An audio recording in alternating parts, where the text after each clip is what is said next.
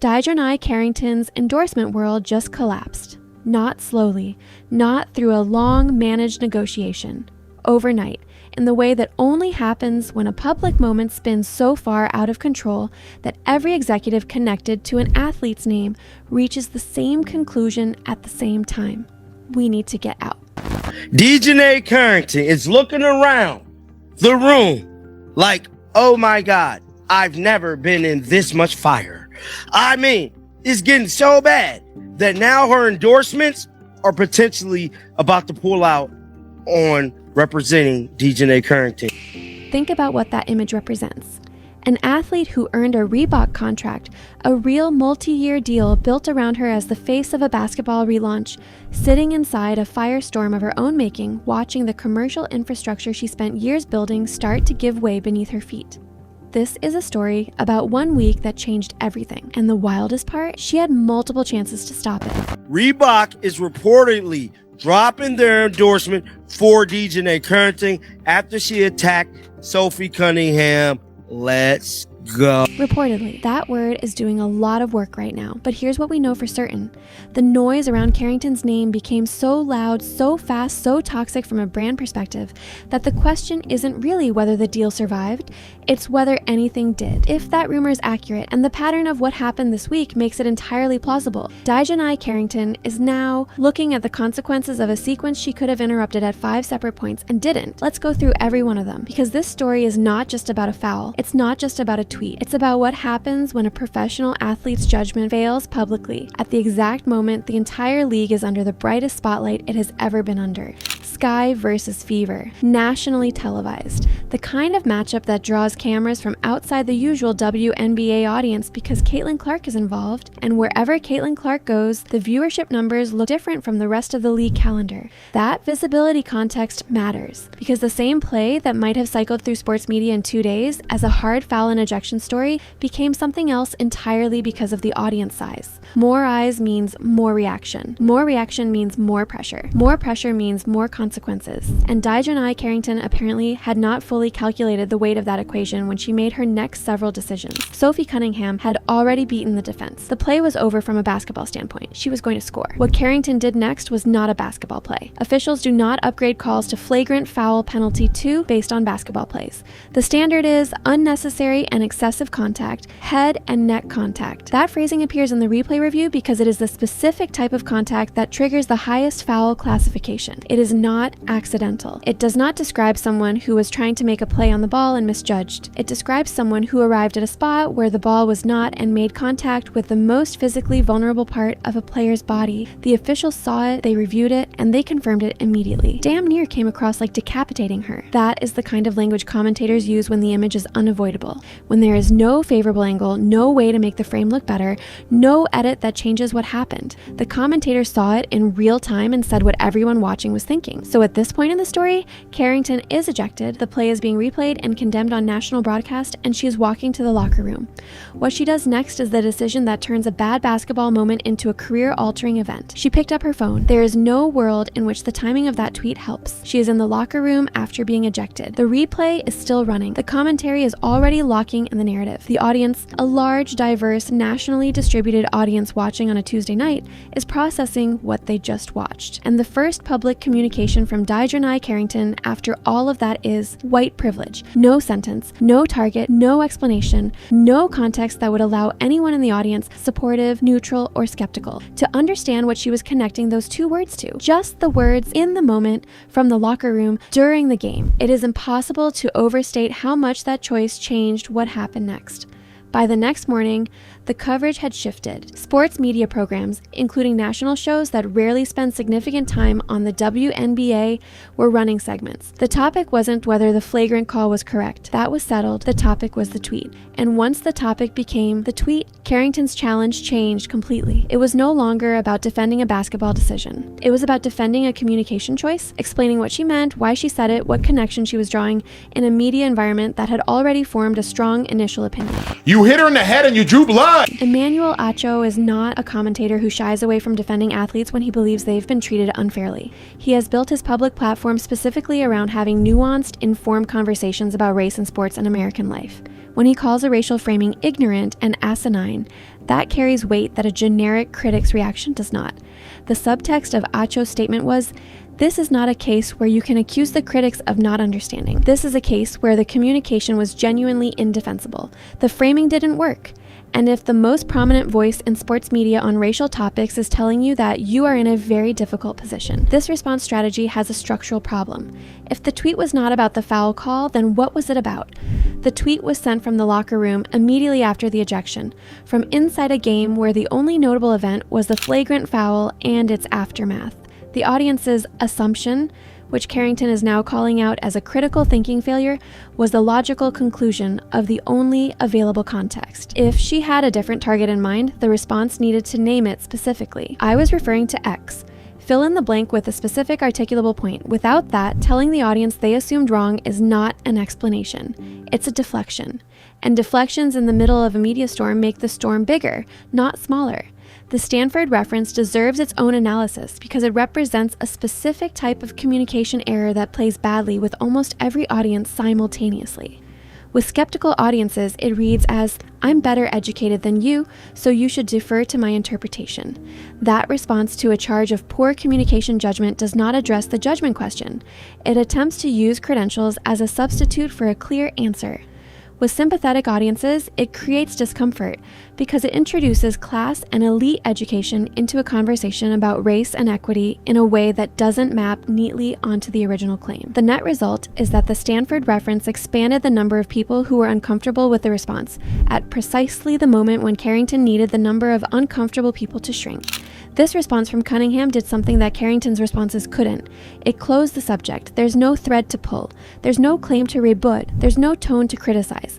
Just a straightforward statement from the person who took the physical impact of the play, positioning herself as above the controversy and declining to engage with the racial framing. In media coverage, contrast is narrative. When two subjects in a story give opposite kinds of responses, editors, producers, and commentators structure the story around that contrast. One player escalated, the other de-escalated. One player introduced complexity, the other simplified.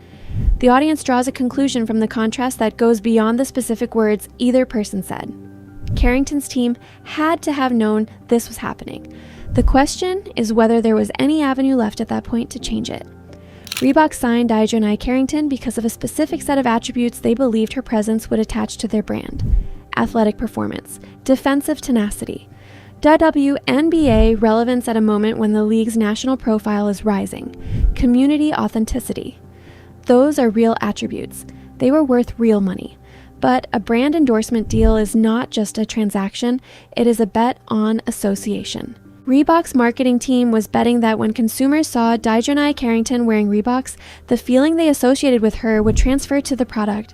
That's how endorsement economics work at every level. What happens when the association changes? When the search results for a brand ambassador's name stop returning athletic highlights and start returning flagrant foul, white privilege tweet, career unraveling, the brand's marketing team begins a different kind of calculation. Not what does this athlete add to us, but what is this association now costing us? Thousands of people were calling for Reebok to drop their endorsement for Dijonai Carrington after she attacked Sophie Cunningham.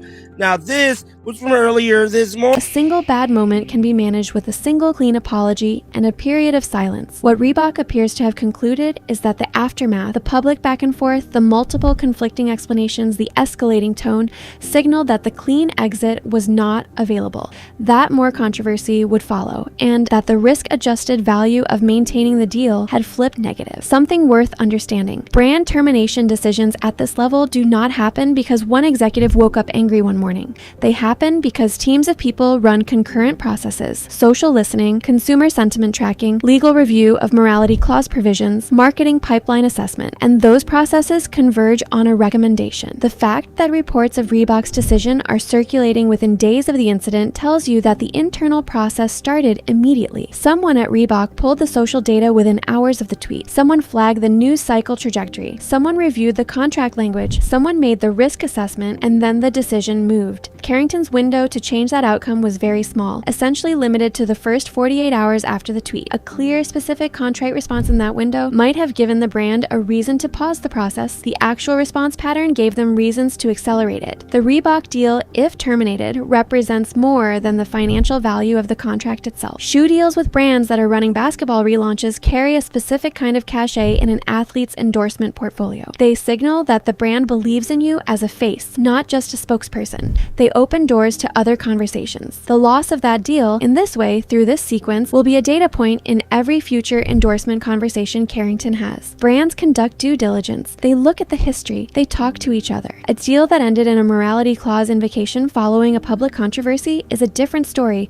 than a deal that ended because of a strategy change. None of this is permanent. Athletes rebuild. Brands have short memories when performance is strong and the news cycle moves on. But the path back is longer now than it was 7 days ago, and it runs directly through the lesson she apparently has not yet publicly internalized. Tattoo that line somewhere, because it is not just the thesis of this story. It is the thesis of what brand partnerships look like in professional sports in 2025. The era in which an athlete could compartmentalize their on-court persona from their public behavior and social media presence is over. Those things are now the same thing. Brands buy the whole package. Let's map this precisely. 5 moments, 5 choices. At any one of them, the outcome today looks different. Point 1, the foul itself. Flagrant fouls happen in physical games, but flagrant twos, the category that requires unnecessary and excessive, are the category where an athlete's decision-making is explicitly being evaluated. The choice to make that contact was the first choice that put everything else in motion. Point 2, the phone in the locker room. Every athlete in professional sports is in some kind of media training program.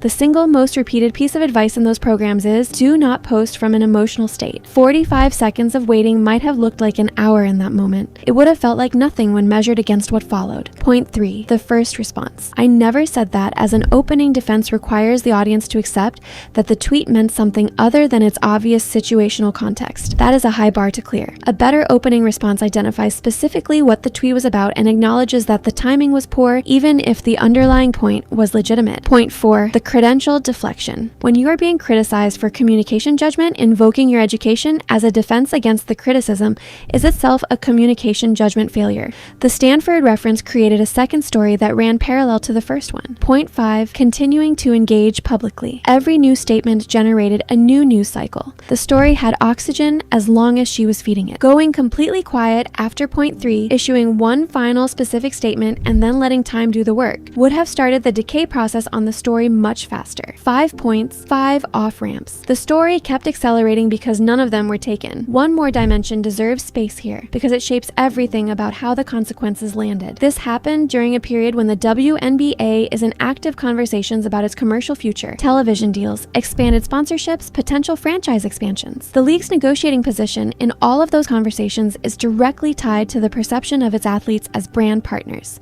Sponsors who are evaluating investment in women's basketball are looking at athletes like Dijonai Carrington not just as individual endorsement opportunities, but as signals about the product category overall. When a prominent athlete in that league generates a week of headlines about flagrant fouls, racial controversy, and shifting explanations in a national media cycle that has nothing to do with basketball performance, it creates friction in conversations the league would rather be having about its growth story. That is not entirely fair to Carrington as an individual. Athletes are not responsible for carrying the institutional weight of a league's brand perception on every personal decision. But the reality of the moment, the WNBA is and means the stakes of every public incident are higher than they were 3 years ago. Dijonai Carrington is still a professional basketball player with genuine athletic ability and years of career ahead of her. One bad week, even an extremely bad one, does not permanently define an athlete. What the path forward requires is simple to describe and genuinely difficult to execute. Sustained silence on the controversy, strong on-court performance, and time. Brands have short memories when performance is compelling. The news cycle will move on. The specific details of this week will fade from the foreground, but that process requires the thing this week showed was in short supply: knowing when to stop talking. The urge to explain, to defend, to reclaim the narrative.